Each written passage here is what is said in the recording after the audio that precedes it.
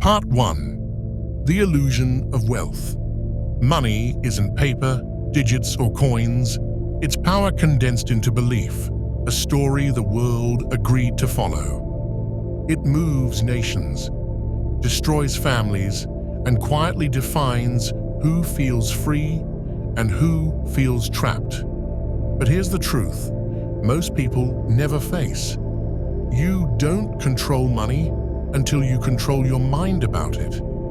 People think wealth is a math problem, income, investments, assets, returns, but it's psychological long before it's financial. Two people can earn the same amount and live entirely different lives. One builds freedom, the other builds debt. The difference isn't intelligence, it's behavior.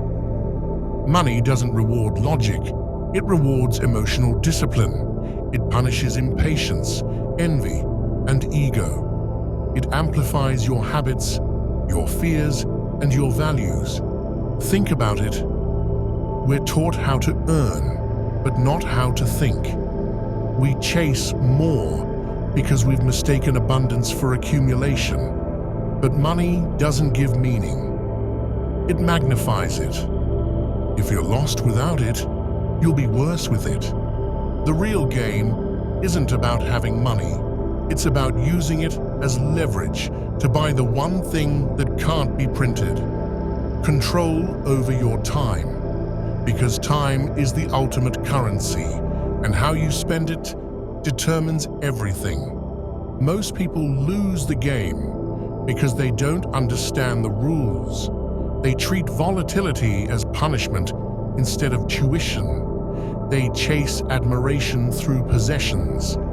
They trade freedom for validation. And when life hits, they realize wealth without peace is just another kind of poverty. Here's the paradox. The more you chase money for security, the more insecure you become. Because money can solve problems, but it can't solve you. The psychology of money isn't about getting rich. It's about staying free mentally, emotionally, and financially. It's about mastering the invisible systems inside you that decide how you earn, spend, and value what you have. You don't rise by having more. You rise by needing less. This is where the game of money begins, not with numbers, but with awareness. Because until you understand your relationship with it, every dollar you earn will own a piece of you. Part 2. The Game of Perception. Money only exists because people believe in it. Every transaction is an exchange of trust, not value. A dollar means nothing without faith in what it represents. That's why markets crash on emotion, not math.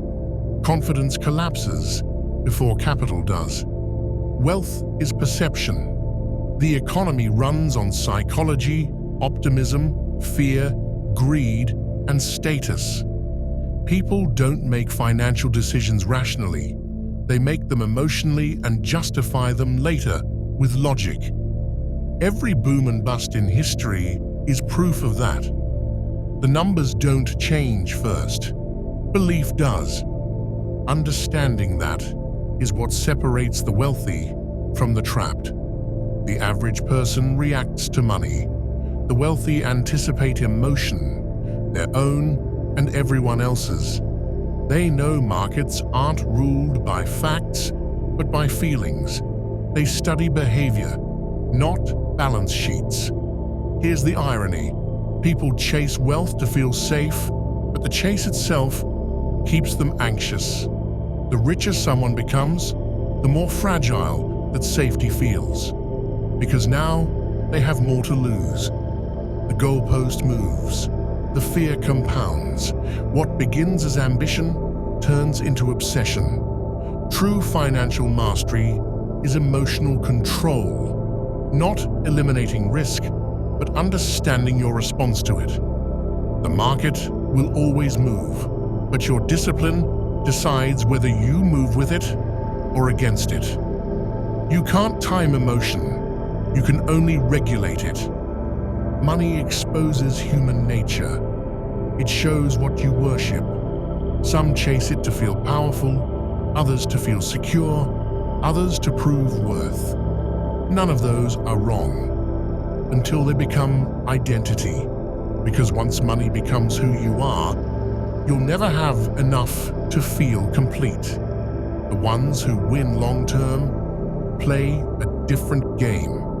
They use perception strategically, staying calm when others panic, patient when others rush, detached when others chase. They don't see money as self-worth. They see it as a tool for leverage. Nothing more. The real flex isn't spending money. It's not needing to. Because once you understand that wealth is 80% behavior and 20% math, you stop playing the emotional game everyone else is losing. Part 3. The cost of comparison. Most people don't go broke from spending. They go broke from comparing. The moment you measure yourself against someone else's version of success, you've already lost. Money creates invisible scoreboards everywhere you look. Cars, houses, watches, vacations. None of it's about utility. It's theater. Proof that you're winning. But the psychology behind it runs deeper. People don't buy luxury. They buy reassurance. They're trying to purchase the feeling that they matter. Comparison turns money from a tool into a trap. You start chasing symbols instead of substance. What once motivated you becomes a mirror, reflecting everything you lack. And that mindset doesn't end when your balance grows. It scales. The person obsessed with $100,000 becomes the same person chasing $10 million. The emotion never changes, only the number does. The danger is that comparison rewires your brain to mistake envy for ambition. You convince yourself you're driven, when in reality, you're reacting to insecurity. You're not competing to grow. You're competing not to feel behind. That's not freedom. That's slavery dressed as success.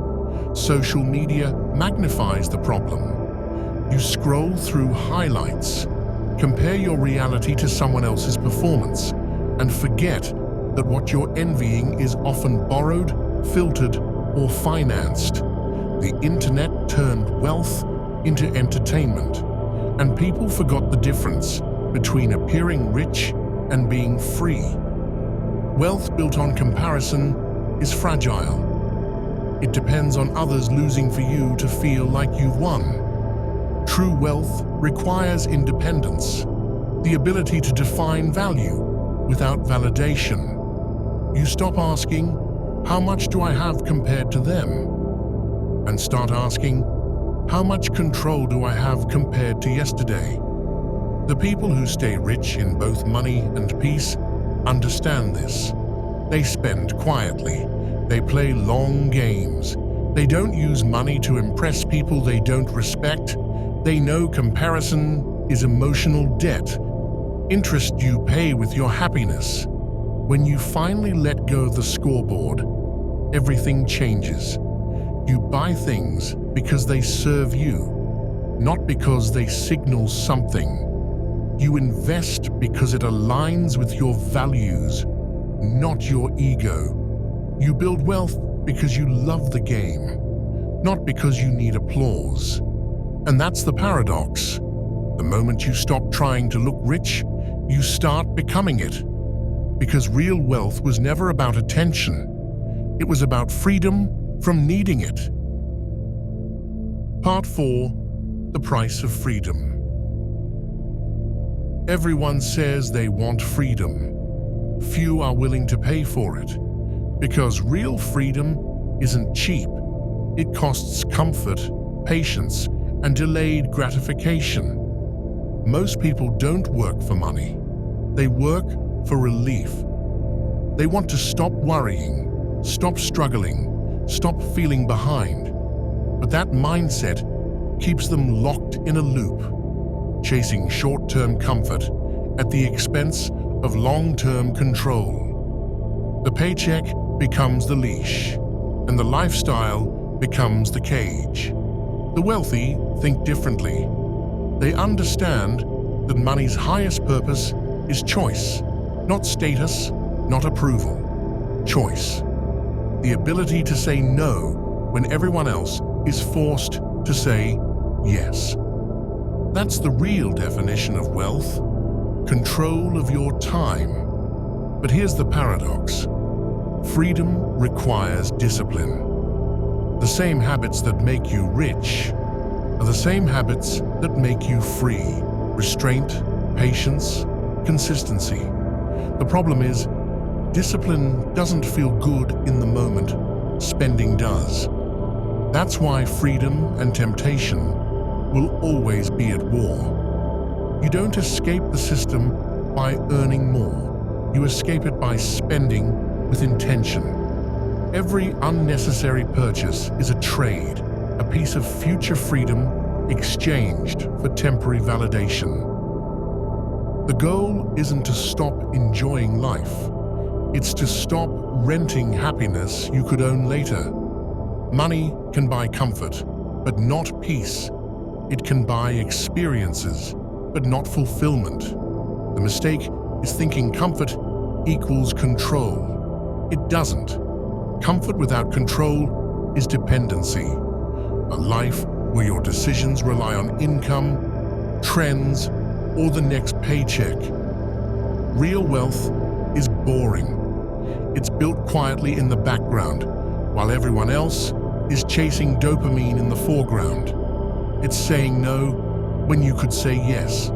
It's choosing time over toys, autonomy over attention.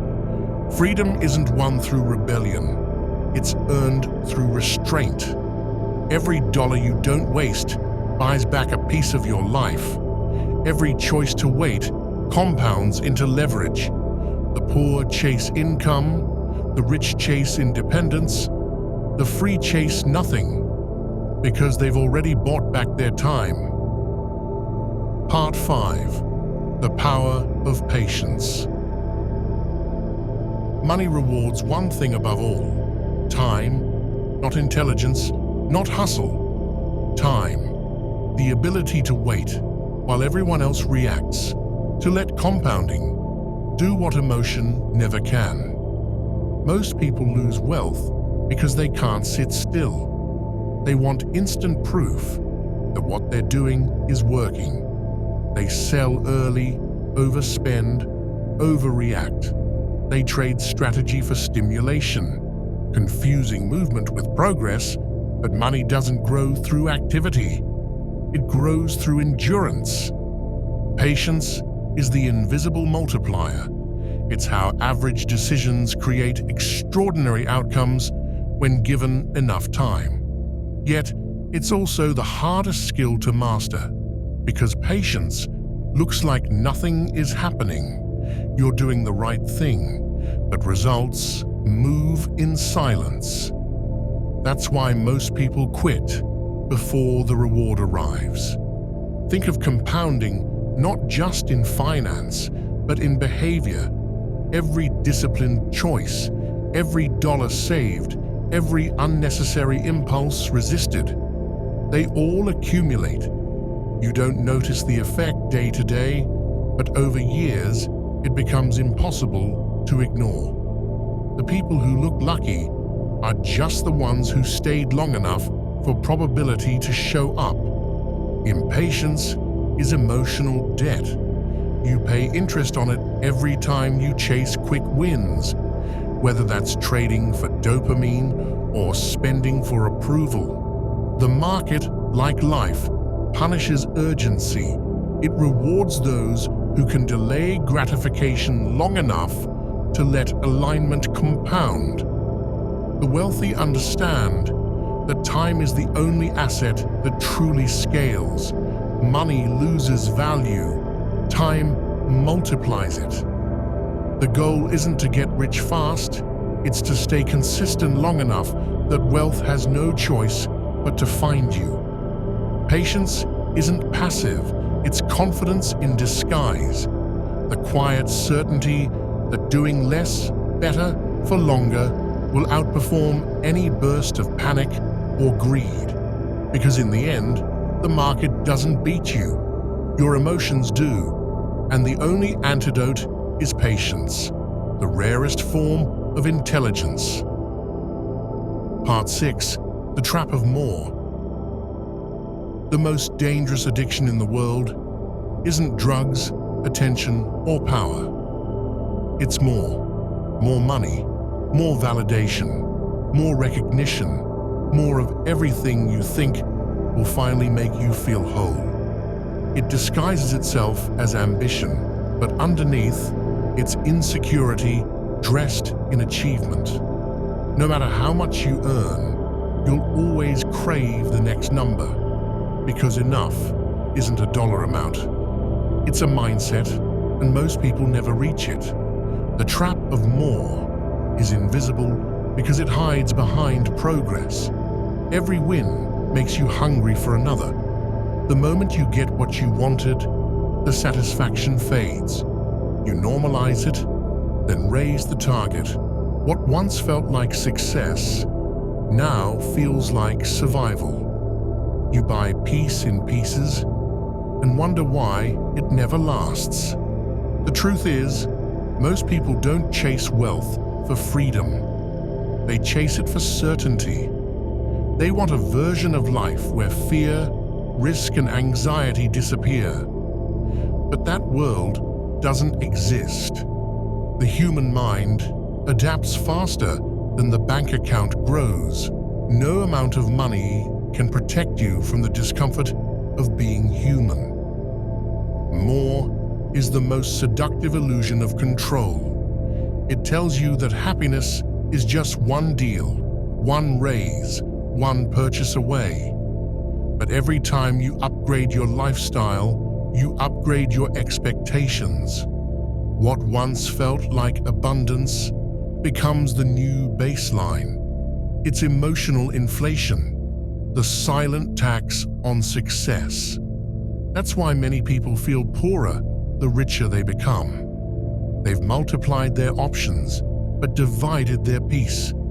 They accumulate things, but lose the ability to enjoy them. Because when more becomes the goal, contentment becomes impossible. The ones who escape this loop understand something deeper.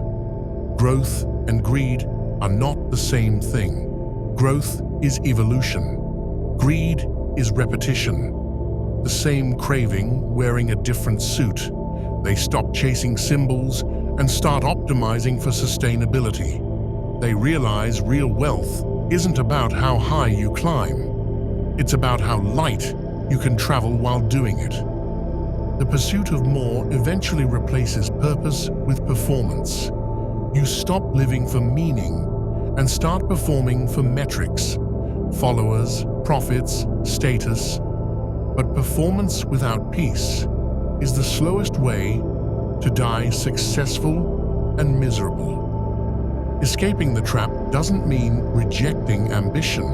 It means recalibrating it. You stop asking, how much can I get? And start asking, how much do I actually need to feel free? Because once your needs are met, more doesn't add happiness. It amplifies anxiety. Freedom isn't built by addition, it's built by subtraction. Removing everything that distracts you from what already matters, that's the true luxury. The moment you understand that, wealth stops being a chase and becomes a choice. And that's when more finally loses its grip on you. Part 7. The Psychology of Enough. Enough is the point where freedom begins and greed ends. But most people never find it because they've never defined it. They chase success like it's a finish line, never realizing the game has no end. Every win resets expectations. Every raise expands the cage. Enough is supposed to bring peace. But when you've trained your brain to only feel alive in pursuit, peace feels like death. The truth is, most people don't need more money. They need fewer dependencies, fewer bills, fewer comparisons, fewer emotional attachments to lifestyle. They think they're chasing freedom, but they're actually chasing permission. Permission to slow down, to rest, to stop proving something. Wealth, at its highest level, is measured in control. How many of your choices are your own? How much of your time do you own? That's what enough really means. Autonomy. The ability to stop moving without the world collapsing around you. But defining enough requires brutal honesty. You have to separate desire from ego. Ask yourself, what do I actually want money for? If it's to escape fear, you'll never stop running. If it's to live on your terms, you'll know exactly when to stop chasing. The psychology of enough is emotional maturity in its purest form. It's knowing you could have more, but choosing peace instead. It's refusing to let external growth destroy internal balance. It's understanding that your value doesn't rise and fall with your net worth. Those who grasp this live differently. They move quietly. They're aggressive when they need to be, and invisible when they don't. They don't need to prove wealth. They are wealth because their contentment isn't for sale. Enough doesn't mean settling. It means mastering the balance between ambition and appreciation. It's the point where growth becomes art instead of addiction, where you build because you can, not because you must. Because when you define enough, you end the game everyone else is unknowingly dying to win. Part 8. The real wealth. Money is a tool. Freedom is the goal. But meaning is the real wealth. You can buy comfort, but not purpose. You can buy time, but not how you feel while you live it. The richest people aren't those with the most assets. They're the ones who've aligned what they earn with what they value. Most people chase wealth to escape pain. The ones who find peace use it to build something that matters. Because at a certain point, the game stops being about accumulation. It becomes about expression. What can you create, give, or impact because of what you've built? The psychology of money reveals something simple yet brutal. Wealth without direction always leads to emptiness. When everything you do is measured in dollars, you lose sight of what those dollars were supposed to serve. You start living for the numbers instead of what the numbers were meant to buy: autonomy, impact, legacy. The real flex isn't having more, it's being unaffected by loss, knowing that even if everything disappeared, you'd still be you. Because true wealth isn't stored in banks, it's stored in behavior. It's the discipline to stay grounded when you could indulge, the character to stay generous when you could hoard, the awareness to keep perspective when life tests what money can't fix. Money amplifies character. It exposes who you are when nothing limits you. And that's why mastery over money is really mastery over self. Once you understand that, wealth stops being about numbers and starts being about identity. Real wealth is the ability to live without needing to prove that you're living well. It's time that belongs fully to you, peace that can't be purchased, and meaning that compounds long after you're gone. The richest man in the room isn't the one with the biggest house or the loudest life. It's the one who could lose it all tomorrow and still wake up fulfilled. Because in the end, the goal was never to make more money. It was to become someone money could never own.